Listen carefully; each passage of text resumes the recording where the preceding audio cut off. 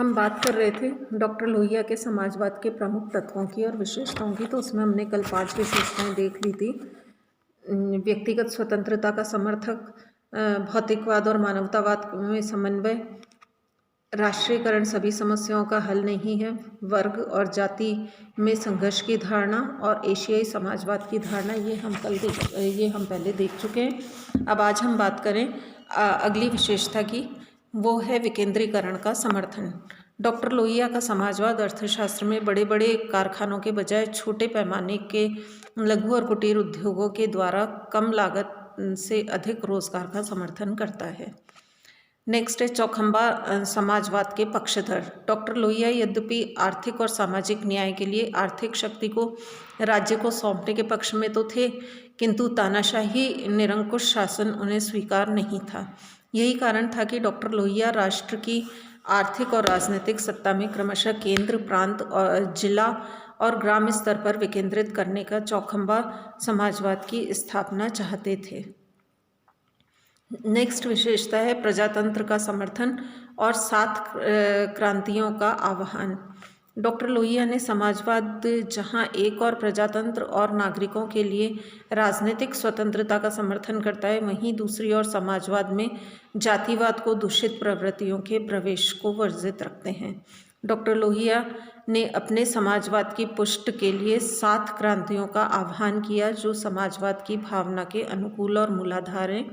जिसमें पहली क्रांति है स्त्री पुरुष की समानता के लिए क्रांति, दूसरी चमड़ी के रंग के आधार पर रची गई राजकीय, आर्थिक और दिमागी असमानता के विरुद्ध क्रांति, तीसरा संस्कारगत जन्मजात जाति प्रथा के विरुद्ध तथा पिछड़ों को विशेष अवसर के लिए क्रांति, चौथा विदेशी गुलामी के खिलाफ तथा विश्व लोकराज के लिए क्रांति, पांचवा निजी पूंजी के खिलाफ और आर्थिक समानता के लिए तथा योजना द्वारा पैदावार बढ़ाने की क्रांति, छठा है निजी जीवन में अन्यायी हस्तक्षेप के खिलाफ क्रांति और सातवां है लोकतंत्र पद्धति के लिए क्रांति।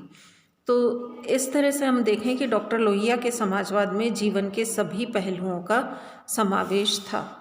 अब हम इनके प्रमुख आर्थिक विचार देखें तो सबसे पहला है डॉक्टर लोहिया एक समाजवादी विचारक। डॉक्टर लोहिया के समाजवाद के विचारों का विश्लेषण इसी शीर्षक के अंतर्गत इस अध्याय पहले हम कर चुके हैं। तो हम शॉर्ट में इसको देखें तो डॉक्टर लोहिया के समाजवाद में जीवन के सभी पहलू समाहित हैं। उनके अनुसार एक और सामूहिक संपदा में वृद्धि करनी होगी तो दूसरी ओर निजी संपदा से जनता का लगाव दूर करना होगा। ये दोनों कार्य मिलकर ही भारत में नया समाजवाद स्थापित कर सकेंगे। उनके अनुसार समाजवाद समानता और संपन्नता का प्रतीक है। दूसरा है राष्ट्रीय आय के वितरण संबंधी विचार। डॉक्टर राम मनोहर लोहिया एक व्यवहारिक अर्थशास्त्री थे। इनका मत था कि भारत में राष्ट्रीय आय का असमान वितरण होता है, जिसके कारण जहां एक और जनता को न्यूनतम आवश्यकताओं की पूर्ति हेतु भोजन और कपड़ा उपलब्ध नहीं हो पाता, वहां दूसरी ओर आर्थिक संपन्नता और आधुनिकता का आलम है। डॉक्टर लोहिया ने भारत में आर्थिक असमानता और गरीबी के आंकड़े संसद में प्रस्तुत करते हुए तत्कालीन प्रधानमंत्री पंडित जवाहरलाल नेहरू द्वारा प्रस्तुत राष्ट्रीय और प्रति व्यक्ति आय में वृद्धि की आलोचना की। उन्होंने सरकारी आंकड़ों के आधार पर बताया कि भारत की 27 करोड़ जनता केवल 3 आने यानी 20 पैसा प्रतिदिन पर जीवन निर्वाह कर रही है। उन्होंने बताया कि हिंदुस्तान में 1 एकड़ से कम भूमि पर खेती करने वाले 34% परिवार हैं व 14% जमीन केवल एक परिवारों के लिए रख ली जाती है। इस आंकड़े से कुछ खतरनाक नतीजे निकलते हैं। मैंने तो 27 करोड़ जनता के लिए 3 आने प्रतिदिन वाली बात कही। अब मैं कहना चाहूँगा 10-15 करोड़ हिंदुस्तानी केवल 2 आने, जो कि वर्तमान में 12 से 13 पैसे हैं, प्रतिदिन की आय पर निर्भर रहते हैं। डॉक्टर लोहिया ने सरकारी आंकड़ों के आधार पर बताया कि 29 जिलों में प्रति व्यक्ति आय 100 रुपये से कम बैठती है। उदाहरण के लिए इनका औसत छपरा और दरभंगा जिलों के लिए 96 रुपीज़ प्रति व्यक्ति, देवरिया में 98 रुपीज़ प्रति व्यक्ति, जबकि टेहरी गढ़वाल में केवल 89 रुपीज़ प्रति व्यक्ति वार्षिक है।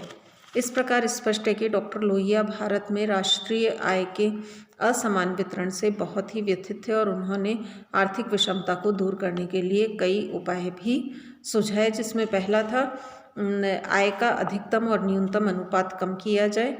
दूसरा, सरकारी और निजी कर्मचारियों के वेतन में व्याप्त अंतर के समापन के लिए वेतन प्रणाली को सुधारा जाए। तीसरा, देश में आय आम जनता के हित में खर्च हो, न कि सेठ साहूकारों पर। चौथा, आर्थिक पिछड़ेपन को दूर करने के लिए औसत आय में वृद्धि का प्रयास किया जाए। पांचवा, अधिकारियों की सुविधा के लिए शाही खर्च वस्तुतः गरीबों के साथ अन्याय एवं धोखा है। इससे आर्थिक विषमता में वृद्धि हो रही है, अतः अनावश्यक शाही खर्च पर में तुरंत कमी की जाए। छठा, न्यूनतम और अधिकतम वेतन का अनुपात 1:10 के अनुपात से अधिक नहीं होना चाहिए। और तीसरा विचार इनका है राजनीतिक और आर्थिक सत्ता के विकेंद्रीकरण के संबंध में विचार। डॉक्टर लोहिया देश के समग्र विकास के लिए राजनीतिक और आर्थिक सत्ता के विकेंद्रीकरण को अनिवार्य मानते थे, इसलिए उन्होंने भारत में विकेंद्रीकरण की चौखंबा राज्य योजना प्रस्तुत की, जिसके 4 खंबे केंद्र, राज्य या प्रांत, जिला या मंडल और गांव हैं। डॉक्टर लोहिया भारत में संघात्मक व्यवस्था को अपूर्ण व्यवस्था मानते थे और कहते थे कि सर्वोच्च शक्ति केंद्र राज्य में निहित न होकर छोटी छोटी इकाइयों में विकेंद्रित होने पर देश के समग्र विकास को गति प्रदान की जा सकती है तथा देश को एक सूत्र में बांधे रखा जा सकता है। डॉक्टर लोहिया के मतानुसार इस चौखंबा राज व्यवस्था में प्रत्येक का कार्य क्षेत्र भी अलग अलग रखा गया है, जहाँ केंद्र के अंतर्गत सशस्त्र सेना, देश के बड़े उद्योग, मूल्यों पर नियंत्रण तथा कर के रूप में जो धन केंद्र के पास एकत्रित हो उसको 4 भाग अनुपातिक तरीके में बांट दिया जाएगा। राज्य के अधीन सशस्त्र पुलिस, कृषि, सिंचाई, सहकारिता, भू राजस्व वसूली का नियंत्रण रहेगा, जबकि पुलिस छोटी मशीनों वाले उद्योग मंडल और ग्रामों के अधीन रहेंगे। मंडल और ग्राम कृषि पूंजी व श्रम के अनुपात का निर्धारण करेंगे। डॉक्टर लोहिया प्रशासन में भी विकेंद्रीकरण के पक्षधर थे और उनका ये कहना था कि राज्यों में राज्यपाल और जिलों में जिलाधीश का पद समाप्त कर देना चाहिए और जिलाधीश के समस्त अधिकार मंडल अधिकारियों को सौंप देने चाहिए। डॉक्टर लोहिया प्रशासन में भी विकेंद्रीकरण के पक्षधर थे और कहते थे कि राज्यों में राज्यपाल का पद समाप्त करके मंडल अधिकारियों को सौंप देना चाहिए। डॉक्टर लोहिया जनता को सस्ता और शीघ्र न्याय दिलाने के पक्ष में थे, अतः वे वर्तमान कानूनों में परिवर्तन, संशोधन और लोकतंत्र के अनुकूल बनाने और न्याय व्यवस्था में भी परिवर्तन चाहते थे। सरकारी व्यय में कमी के लिए 2-3 राज्यों के बीच एक न्यायालय तथा एक ही लोक सेवा आयोग से काम चलाने के पक्षधर थे। इस तरह डॉक्टर लोहिया चौखंबा योजना द्वारा समुदाय के लिए समुदाय का शासन स्थापित करना ही उनकी कल्पना का समाजवाद था।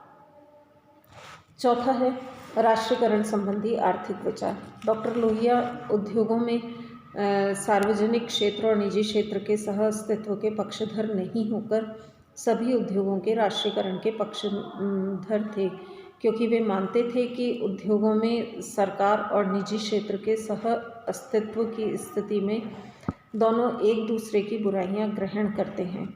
जहां सार्वजनिक क्षेत्र निजी क्षेत्र की शोषण की बुराई ग्रहण करता है, वहीं निजी क्षेत्र सार्वजनिक क्षेत्र की कुप्रबंधन की बुराई ग्रहण करता है। इसलिए दोनों का सह अस्तित्व भारत में निष्फल रहा है। डॉक्टर लोहिया का उद्योगों के साथ राष्ट्रीयकरण में विश्वास था। वे धीरे धीरे राष्ट्रीयकरण की नीति के विरोधी थे।